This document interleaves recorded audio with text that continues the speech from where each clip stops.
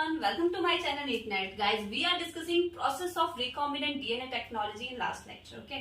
तो आज हम उसी टॉपिक को कंटिन्यू करने वाले हैं. We already discuss isolation of DNA. Isolation of DNA हमने खत्म कर दिया था. मैं briefly बता देती हूँ isolation of DNA में क्या हमने पढ़ा. Isolation में क्या होता है कि जो DNA को हमें isolate करना है. This is the first step. Why we use to isolate? क्योंकि वो एक membrane में enclosed है. जैसे अगर हम बात करें बैक्टीरिया का, तो बैक्टीरिया का सेल वॉल, ठीक है, प्लांट का सेल वॉल, फंगस का सेल वॉल, तो उसे हमें क्रॉस करना है, उसे तोड़ना है, ठीक है, उस दीवार को तोड़ के जाना है. किसके हेल्प से जाएंगे हम? एंजाइम.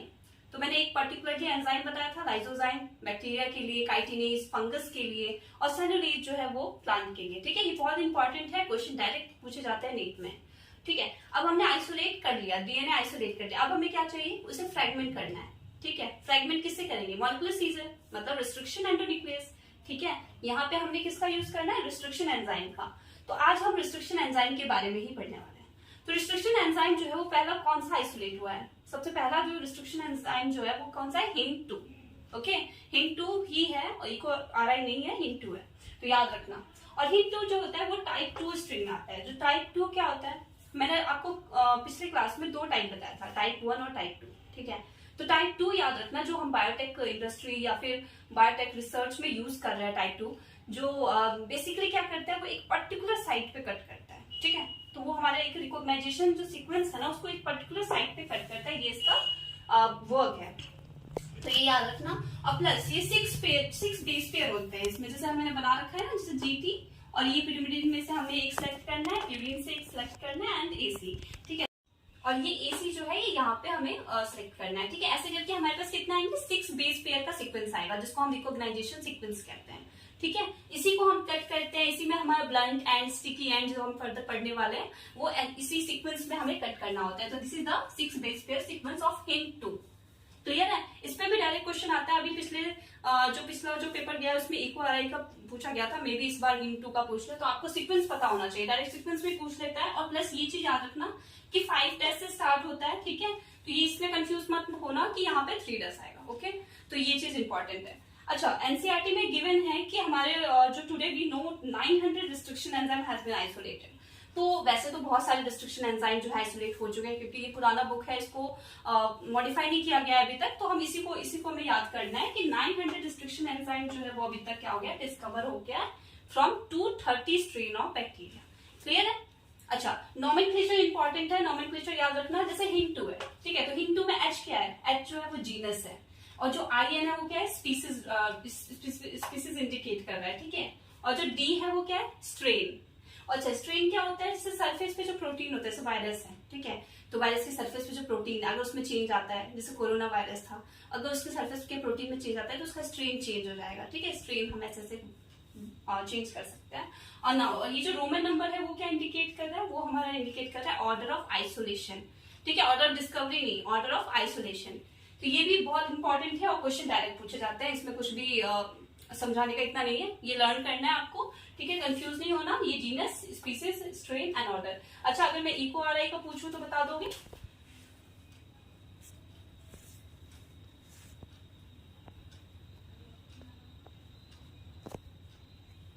इको का क्या होता है? ई जो है वो क्या है? जीनस है. ठीक है, सीओ जो है वो क्या है? स्पीसीज. ओके, और आर जो है वो हमारे क्या है? स्ट्रेन. और अगर जैसे हम इको R1 लेके चलते हैं, और ये 1 क्या है हमारा? Isolation, order of isolation. ठीक है, तो ऐसे अगर किसी का भी देते तो आप आराम से नोमेनक्लेचर कर सकते हो. तो ये हमने पढ़ लिया अभी तक. क्या? आइसोलेशन पढ़ लिया, आइसोलेशन और फ्रेगमेंटेशन का रिस्ट्रिक्शन एंडोन्यूक्लियस. अब इसको फर्दर पढ़ते हैं कि एक्सोन्यूक्लियस क्या होता है, एंडोन्यूक्लियस क्या होता है.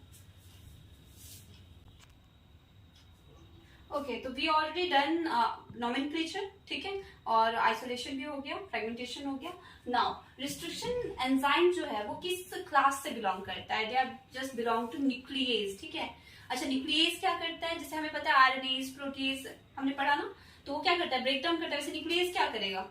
वो हमारे डीएनए को ब्रेक करेगा. ठीक है, बेसिकली क्या करेगा? फॉस्फोडाइस्टर बॉन्ड, जो न्यूक्लियोटाइड जो है वो आपस में कैसे लिंक होते हैं? With the help of phosphodiester bond. ठीक है, तो न्यूक्लियस क्या करता है? वो हमारे फॉस्फोडाइस्टर बॉन्ड को जो उसके जो बॉन्ड है उसको ब्रेक करता है.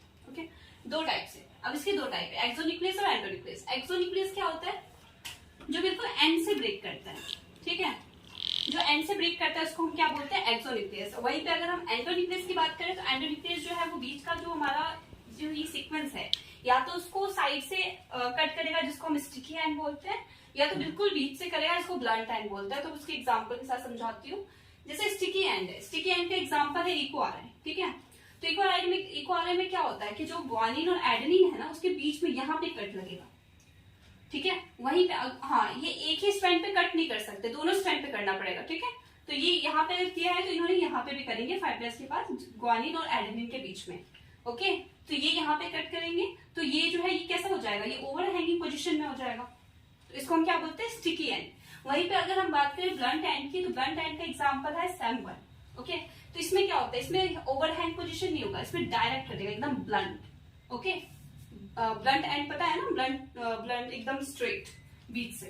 तो ये जो है ये ओवर हैंग नहीं होगा, ये डायरेक्ट ऐसे से हमारा डिवाइड हो जाएगा। तो मैं अगर इसको मैं अच्छे से एक्सप्लेन करूं, जैसे एनसीईआरटी में दे भी रखा है एग्जांपल के साथ, wait a second, I will explain you.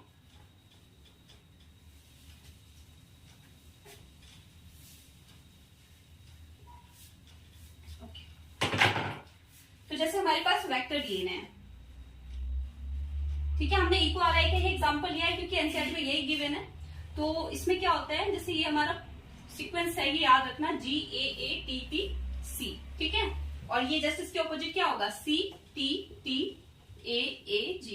ये कैसा है? एकदम मलयालम, जो हम बोलते हैं ना मलयालम की, कहीं से भी पढ़ो सेम ही होगा। तो ये एकदम उसके जैसा ही हम सीक्वेंस लेते हैं एंडोन्यूक्लियस में जो स्टिकी एंड है। तो हम दिखाते हैं ये ओवरहैंग पोजीशन कैसे होता है इसका। नाउ अगर दूसरा सीक्वेंस लेते हैं जिसको हम बोल रहे हैं फॉरेन डीएनए, तो फॉरेन डीएनए में हम क्या करते हैं? सेम सीक्वेंस लेंगे GAATTCCTTAAG।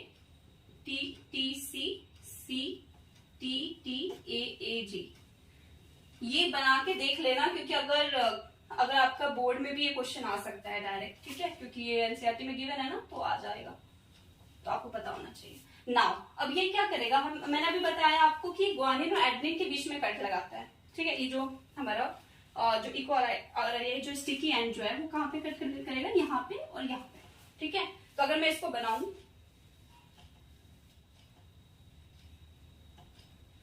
क्या रह जाएगा हमारे पास? ये पूरा हट जाएगा, ठीक है, ये वाला। तो CTTAA रह जाएगा और यहाँ पे हमारे पास अभी ब्लैंक है।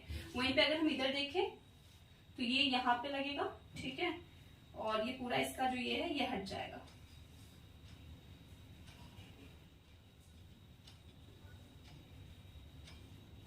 और ये बस G यहाँ पे रह जाएगा। तो ये कैसा लग रहा है? ये ओवरहैंग पोजीशन लग रहा है, देखो ऐसे लग रहा है ना, ये बिल्कुल जैसे हम पजल सॉल्व करते हैं ना, उसको जाके अटैच कर देते हैं। अब ये क्या होगा? ये आपस में अटैच हो जाएगा, जो हमारा जो मेन सीक्वेंस था वही आ जाएगा GAATTC, क्योंकि ये इधर ऐसे करके हो जाएगा, ठीक है। तो लास्ट में हमारा ये आ जाएगा GAATTC CTTAAG, ये सीक्वेंस, ठीक है। ऐसे करके बनता है ये। तो ये हमारा रिकॉम्बिनेंट डीएनए का फॉर्मेशन हो गया, जिसको इको आरए का एग्जांपल देके समझा रखा है, ठीक है। अच्छा, एक और पैलिड्रोम्स के बारे में बता रखा है कि पैलिड्रोम्स क्या होता है, जो मैं अभी बता रही थी मलयालम। तो मलयालम में क्या होता है कि आप उसको कहीं से भी पढ़ो मलयालम को, वो आपको सेम ही आएगा, ठीक है।